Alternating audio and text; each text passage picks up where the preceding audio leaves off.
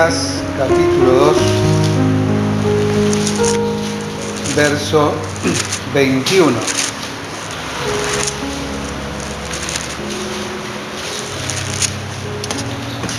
Tristemente, siempre que nos enfocamos en la Navidad, nos enfocamos solamente en un aspecto del nacimiento del Señor Jesucristo. Sin embargo, ahí comienza una dinámica a través de la cual Él nos muestra la importancia que tiene en la encarnación, pero también dentro de la encarnación, la obediencia del Señor Jesucristo en todos los estadios de su vida. Actos de obediencia que en algún momento dependieron de Él la mayor parte de su vida, pero que también en un tiempo no dependió de Él, sino que la obediencia dependía de aquellos a quienes Dios había escogido como vasos, como elementos, como instrumentos para que la profecía fuese cumplida. Es decir, dependía de José, dependía de María, y en conjunto como matrimonio la decisión de obedecer a Dios llevaba en sí manifiesta un acto de obediencia que incorporaba al Señor Jesucristo. Es por eso que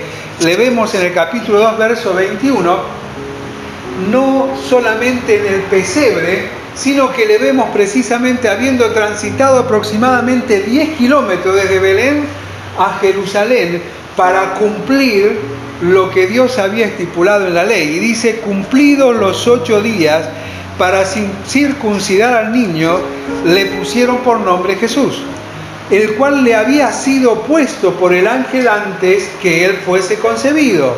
Estamos viendo la dinámica de obediencia. No escogieron ellos, sino según les fue dicho, ellos en obediencia lo hicieron. Y cuando se cumplieron los días de la purificación de ellos, conforme a la ley de Moisés, le trajeron 10 kilómetros, como citábamos, a Jerusalén para presentarle al Señor y para ofrecer conforme a lo que dice en la ley del Señor, un par de tórtolas o 2 palominos.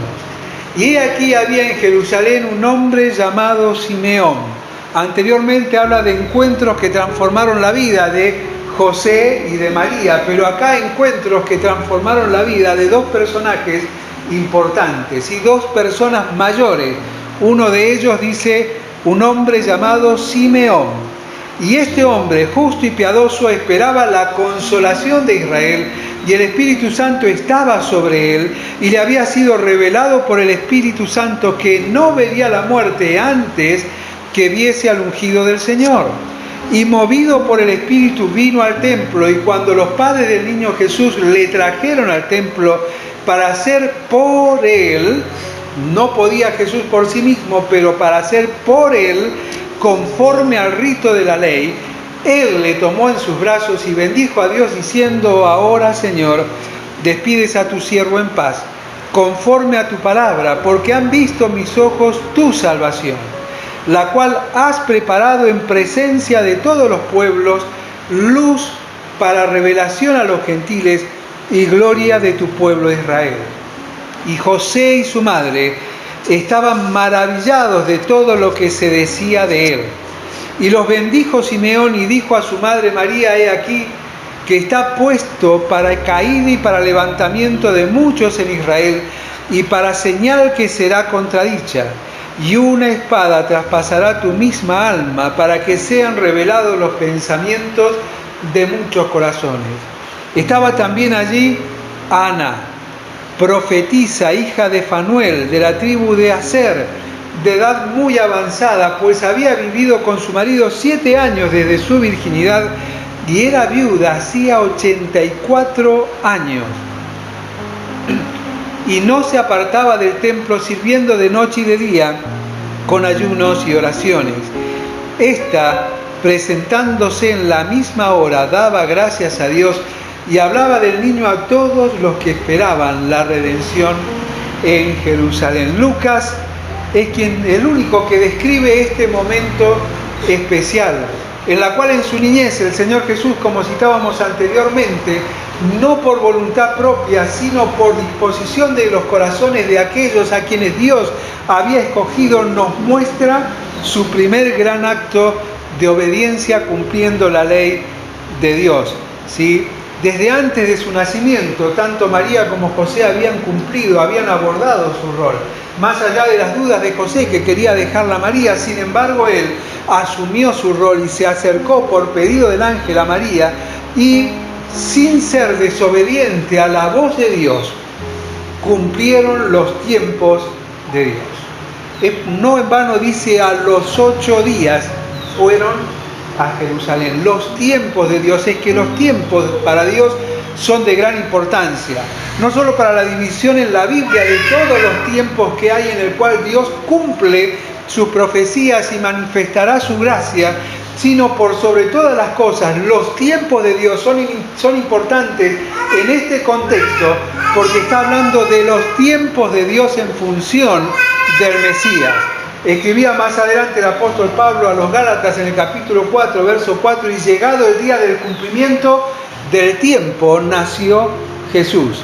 Dice el evangelista que cumplidos los días de su alumbramiento, nació Jesús. Es decir, en el tiempo indicado, ni antes ni después, no solo la encarnación, sino en su ejemplo, al detalle, de dar en detalle lo solicitado según la ley. Y todo esto dice que fue ejecutado completamente, no solamente en la obra redentora de Cristo, sino en este momento en particular. Fíjense lo que dice el verso 39. Después de haber cumplido con todo lo prescrito en la ley del Señor, volvieron a Galilea, a su ciudad en Nazaret. Fue cumplido en el tiempo absolutamente todo. En este tiempo, ¿qué tenían que hacer? 2 cosas.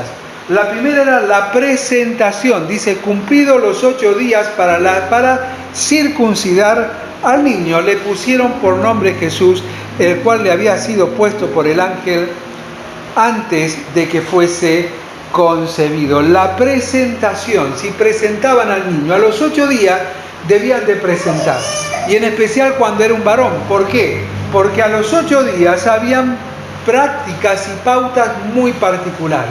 En el libro de Levítico, en el capítulo 12, habla de esta ley de presentación y su cumplimiento, ¿sí? De tanto de la presentación como el de la purificación. Dice, si en primer lugar, Éxodo capítulo 13 dice que todo el que abriere la matriz, si es varón, será consagrado a Dios. Es decir, Jesús, varón, de madre no solamente primeriza, sino en concepción virginal, era Dios, era de Dios y fue presentado conforme a la ley a Dios.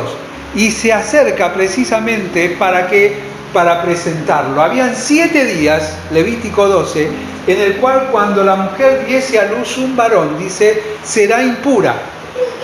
Durante 7 días, durante el periodo, el periodo de su menstruación, dice, será inmunda, mas al 8º día presentará al niño, llevará al niño al templo.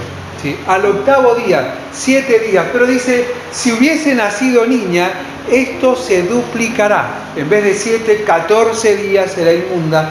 Y después, aparte de esos 7 días, dice 33 días, dice, mantendrá, o sea, será inmunda. ¿Para qué? Para participar en las cosas santas. Y es interesante porque habla precisamente del tiempo en que la mujer después del parto sigue con su menstruación, haciéndola impura para participar de las cosas santas, pero no impura para presentarse ella y su niño ante Dios. Y llegado el día, ellos obedecieron y presentaron al niño Jesús y fue circuncidado.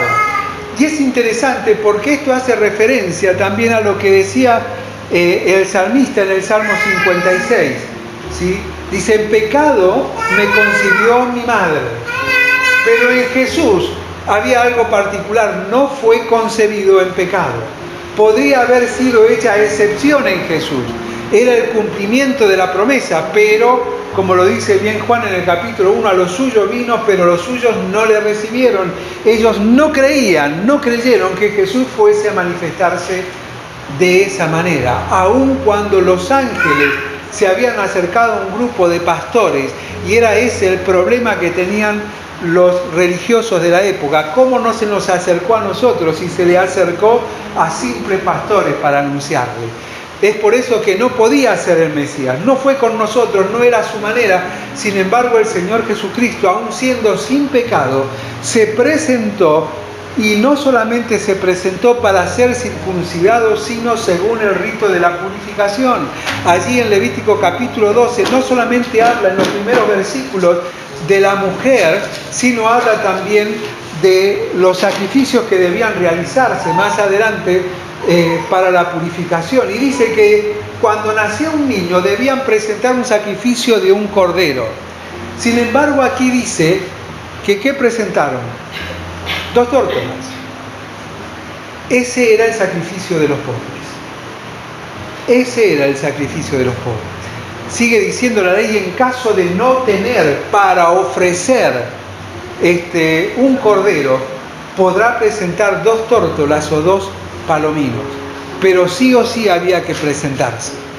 Ya no eran su riqueza, sino era algo que podían buscar en la naturaleza. Las tórtolas y los palominos. Y fue eso lo que ellos en su pobreza tuvieron que ir a buscar.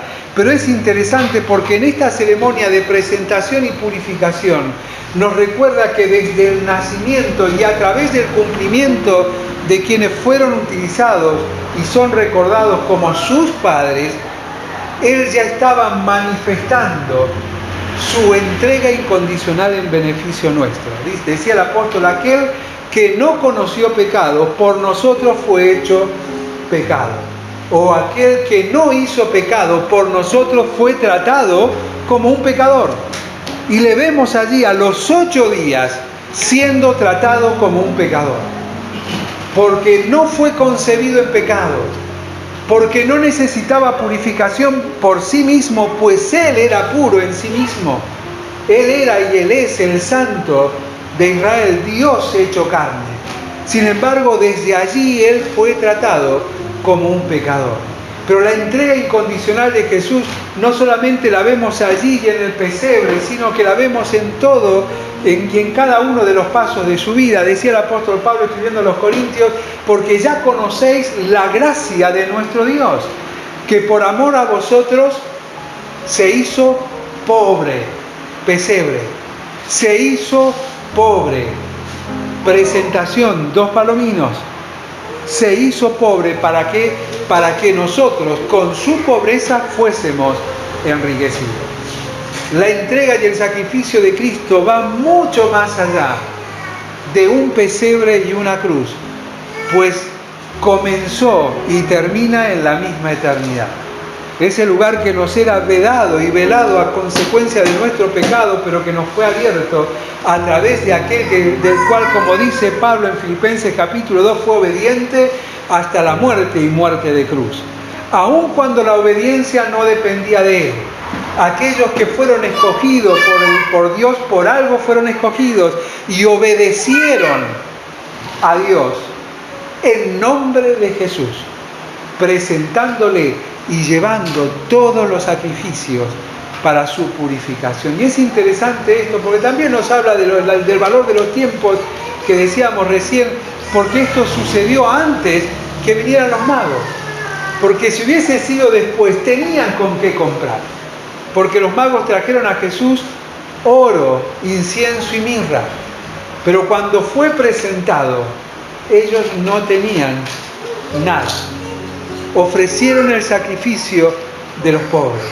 Fue inclusive antes del anuncio del ángel, cuando decía que venían a matar a todos los menores. ¿Por qué? Porque el rey había oído que había nacido el futuro rey de Israel, el que venía a libertarlo. Es decir, todo esto sucedió antes de esto, a los 8 días, en el tiempo justo, en el tiempo indicado. Decía White, porque el que no conoció pecado y nunca conoció el pecado ya se encontraba en su circuncisión hecho pecado por nosotros. No estuvo ni 8 días en este mundo hasta que comenzó a ser contado entre los pecadores. El hijo primogénito de María fue un cordero sin mancha y sin contaminación, pero antes de cumplir una semana comenzó a cargar en él el pecado de todos nosotros. Y es así como Él comenzó en el templo ese día y continuó todos los días llevando una vida de dolor, vergüenza y derramamiento de sangre por nosotros, por nuestros hijos, hasta que terminó en la cruz la obra expiatoria del pecado que su Padre le había encomendado. Y siempre después de esto, toqué algo y se me fue lo que decía White. Dice, y es así como Él comenzó en el templo ese día y continuó todos los días llevando una vida de dolor, vergüenza y derramamiento de sangre por nosotros y por nuestros hijos, hasta que terminó en la cruz la obra expiatoria del pecado que su Padre le había encomendado. Y siempre, desde ese primer día de su herida, de nuestras transgresiones, esa cosa santa llevó en su cuerpo las marcas de nuestra redención. El primogénito de Dios, el que debía de ser consagrado y fue consagrado, pero aún así Él en su renunciamiento aceptó ser tratado como un pecador. Y aparece en escena el primer protagonista fuera de Jesús, y es Simeón, que significa Dios ha oído. Y Simeón es solamente mencionado en esta porción. Ni otro evangelio, ni en otro lugar de las Escrituras es mencionado Simeón. Pero cuando leemos estos cortos versos de Simeón, en primer lugar, aprendemos del valor de su entrega. Porque cuando Lucas comienza a recopilar la historia de Jesús, él escucha de todas las personas lo que pensaban de Simeón. Y es de destacar su condición. Dice, era varón justo y piadoso. No era una expresión de alguien que hablaba, sino de alguien que hacía. No era de alguien que decía cómo debía de vivirse para agradar a Dios, sino que vivía agradando a Dios. Y esta condición le había traído una consecuencia tremenda. ¿Cuál era la consecuencia? Que le había sido revelado por el Espíritu que él no vería la muerte sin ver al Señor. No lo sabían todos a esto, solo lo sabía Simeón, hasta que le es revelado a Lucas quien lo escribe, ¿sí? Su clamor, su comunión con Dios estaba basado en la promesa presentada en la palabra de Dios, no en lo que demás dijeran o hicieran. Él esperaba la consolación de Israel. Y esta expresión es tremenda, habla de su dedicación al estudio de la palabra de Dios. ¿Por qué? Porque esto era uno de los títulos que Isaías le daba al Mesías. En Isaías capítulo 25, 40 y 66 habla de esto. Y él esperaba que la consolación de Israel. Pero no solo su entrega, sino su espera. Esperaba la consolación, como decíamos, conociendo que los principios de Dios. Él constantemente estaba indagando, por eso esperaba esto. Al igual que aquellos magos que venían de Oriente, dice que ellos diligentemente, al encontrarse con la palabra, comenzaron a investigar. Por eso llegaron precisamente a Belén siguiendo la estrella, que había sido profetizada y que ellos habían investigado diligentemente. Y nos vuelve a confrontar con esto, ¿sí? Con cuánto nosotros leemos y profundizamos en la palabra de Dios aquellas cosas que no son misterios. ¿Por qué? Porque nos han sido reveladas. El mismo Señor Jesucristo, y lo citábamos anteriormente en la cena del Señor, dice, no llamaré siervos porque el siervo no sabe lo que hace su Señor, sino que le llamaré amigos, porque al amigo se le revelan todas las cosas. Si bien no podemos entender los tiempos ni la esencia y la idea de este amor que excede a todo conocimiento, sí tenemos algunos principios que al marcarlos y al incorporarlos en nuestras vidas, podemos disfrutar de antemano las cosas que Dios tiene para con cada uno de nosotros. Esos principios que hablaban de la preparación constante de este hombre Simeón. No dice que era rabí, que era sacerdote, no, era simplemente un hombre entregado a Dios. Era un hombre que esperaba a Dios. Y en esa preparación integral dice que el Espíritu Santo estaba sobre él. Y esto es interesante porque en la antigüedad el Espíritu Santo moraba circunstancialmente sobre las personas o sobre las cosas, en el caso del tabernáculo y del templo de Dios. No era una habitación permanente como lo es en nosotros desde el día en que hemos creído en Él como nuestro único y suficiente Salvador personal. Sin embargo, el Espíritu Santo estaba sobre Simeón. Y no solamente estaba sobre Simeón, sino que dice, siendo movido por el Espíritu, ese día fue al templo. Él no sabía lo que iba a suceder, pero el Espíritu lo movió precisamente ¿para qué? Para ir al encuentro de aquello que Dios le había revelado, que iba a ver antes de morir. Es maravilloso ver cuando esperamos confiado y creciendo en el conocimiento de sus principios sin forzar, que nos estamos preparando para que Dios nos hable de manera especial. Esto hizo con Simeón, le habló de manera especial. Dios tenía algo para él y lo tenía no a través de otras personas, sino a través de su palabra. Y le fue revelado a través del Espíritu Santo que estaba sobre él. Y su esperanza fue cumplida. Dice, pudo ver cumplido el deseo de su corazón. Él esperaba la consolación de Israel. Y dice, cuando vio al niño, no solamente lo vio, sino que dice, lo tomó en sus manos, en sus brazos. Y dijo, y es esta la frase de este encuentro transformador, hoy mis ojos han visto tu salvación. Hoy mis ojos han visto tu salvación. Yo me pregunto, si Él lo tocó, ¿por qué no dijo hoy mis manos han tocado tu salvación? Sino porque pudo ver a la luz de la palabra de Dios que Dios cumple sus promesas. Y mis ojos han visto la promesa cumplida de Dios.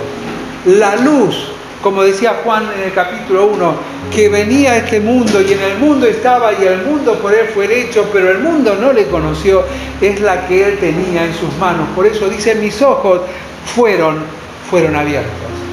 Y mis ojos han visto hoy tu salvación. ¿Qué cosas nosotros vemos cuando recordamos el nacimiento de Jesús? Citábamos en 1 Juan 4:2. Vemos que precisamente Dios se hizo carne y le damos valor a eso como una necesidad imperiosa para nuestra salvación. Y al verlo, ¿qué hacemos?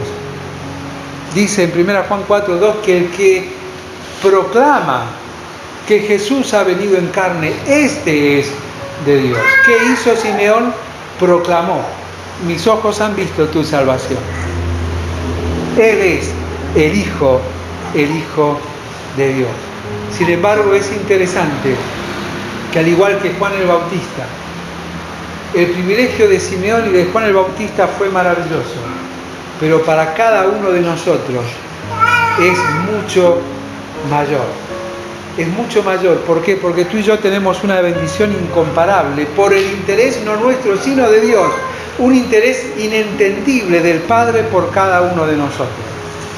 ¿Por qué? Porque el Hijo dijo, según Mateo 11:11, en verdad os digo que de los nacidos de mujer no hubo ni habrá otro profeta como Juan el Bautista, pero yo digo que cada uno de ustedes, cada uno de nosotros, somos más grandes que Él, somos mayores que Él en el reino de los cielos. Una bienaventuranza, una bendición tremenda. Y cuando tiene al niño en sus brazos, Él hace dos cosas que vamos a mencionar rápidamente. En primero, levanta una canción de alabanza a Dios. Y en segundo lugar, o cierra con un terrible y gran anuncio. La alabanza podemos analizar mucho la profundidad de lo que dice desde el verso 29 en adelante Simeón. Pero quiero simplemente tomar las palabras de John MacArthur hablando de esto, ¿sí? Que dice que es el cuarto de 5 salmos que Lucas menciona en la natividad del Señor Jesucristo. El cuarto de 5 cánticos o salmos. Lucas los incluyó en su narración. Es una expresión conmovedora, decía MacArthur, de la fe extraordinaria de Simeón. Y es el salmo conocido como el Nunc Dimittis, según las dos primeras palabras en latín. Y significa ahora está suelto, ahora desata. Mis ojos han visto tu salvación. Aquí está la salvación. Está desatada las cadenas del pecado que nos llevaban al mismo infierno y aquí está el que las va a desatar. Y cierra con un tremendo anuncio hacia María, no solo de lo que Jesús iba a padecer, sino de lo que ella iba a padecer al ver los sufrimientos de Jesús. Pero cierra la historia en solo 2 versículos, o en 3 en realidad, hablando de Ana. Ana significa llena de gracia, compasiva. Y esta Ana era una mujer muy particular. Pero antes de hablar de ella, es interesante que Lucas se toma el tiempo de indagar sobre esta Ana. Y dice, esta Ana es hija de Fanuel, que significa rostro de Dios. Y de la tribu de Aser, que significa feliz, felicidad. Feliz aquel que ha sido tomado de la mano, dice también otro diccionario. Y esta mujer tenía una condición muy particular. Había enviudado hacía 84 años. Ana era una mujer extraordinaria. ¿Por qué? Porque como viuda ella conocía el dolor y la pérdida. Y hacía instantes que le habían hablado a María sobre la gran pérdida que iba a sufrir y que ella iba a sentir. Pero como una mujer de edad avanzada no había perdido la esperanza. Tal vez, y esto al orden de apreciación personal, porque era una mujer de una comunión íntima con Dios, que alababa constantemente a Dios. Era una mujer de oración y tenía una gran convicción. Dice, era profetisa y no se apartaba del templo. La expresión profetiza aquí no hace referencia al compartir o al expresar cosas nuevas, sino hace referencia al compartir la palabra de Dios en función de la promesa del Mesías. Es por eso que al despedirse, ella compartía lo que era su convicción. Dice, no dejaba de hablar del niño con todas las personas. Ella era profetisa, al igual que las hijas de Felipe, al igual que Hulda, según 2 Reyes 22, Débora, al igual que María, que no compartían cosas nuevas, sino que compartían su convicción de aquello que había sido estudiado, analizado y guardado en su corazón. Y dice, hablaba del niño a todos. Este deseo incontenible de hablar del niño a todos traía a mi mente las palabras del apóstol Pablo a los Corintios. Pero antes de cerrar con 1 Corintios 9, 16 y 17, es interesante lo que sucede, porque dice que José y María se asombraban grandemente de lo que decían del niño. Y cuando seguimos la historia y les vemos a los 12 años que se les había perdido entre la multitud y lo vuelven a encontrar, dice que María, asombrada de todo esto, guardaba todas estas cosas en su corazón. Las guardaba en su corazón. Las pensaba, las meditaba, iba juntando, iba teniendo nuevas evidencias que lo que Dios le había dicho a ella y le había prometido por medio del ángel, y ella había visto que se había hecho realidad inclusive en su cuerpo, en la concepción virginal, tenía algo especial. Tenía algo especial. Desde la niñez se sorprendían de cómo hablaban del niño. Cómo hablaban del niño. Y a todos nos gusta hablar, más o menos. A las mujeres un poquito más que a nosotros, pero nos gusta hablar. La pregunta es de qué cosas hablar. Y Ana decía que no dejaba de hablar del niño, a todos los que esperaban la redención de Israel. Y decía el apóstol Pablo escribiendo a los Corintios, 1 Corintios 9, 16 y 17, pues si anuncio el Evangelio, no tengo de qué gloriarme, porque me es impuesta necesidad. Y ay de mí si no anunciar el Evangelio, por lo cual si lo hago de buena voluntad, recompensa tendré, pero si de mala voluntad, la comisión me ha sido encomendada. Ojalá que cada uno de nosotros, más allá de las circunstancias de la celebración de la Navidad, de esta fiesta y de lo que dice en la palabra, podamos, como decía Juan en su primera carta 4:2, confesar a los demás que Cristo vino en carne. Que no dejemos de hablarle al mundo de la necesidad de que Dios se hiciese hombre, que naciese de la bienaventurada Virgen María, que fuese un niño, que fuese un adolescente, que fuese un hombre que voluntariamente dio su vida en la cruz, padeciendo en todo según nuestra semejanza, para también poder socorrernos según nuestra semejanza, porque Él padeció todo en carne, de la misma manera que nosotros. Oramos.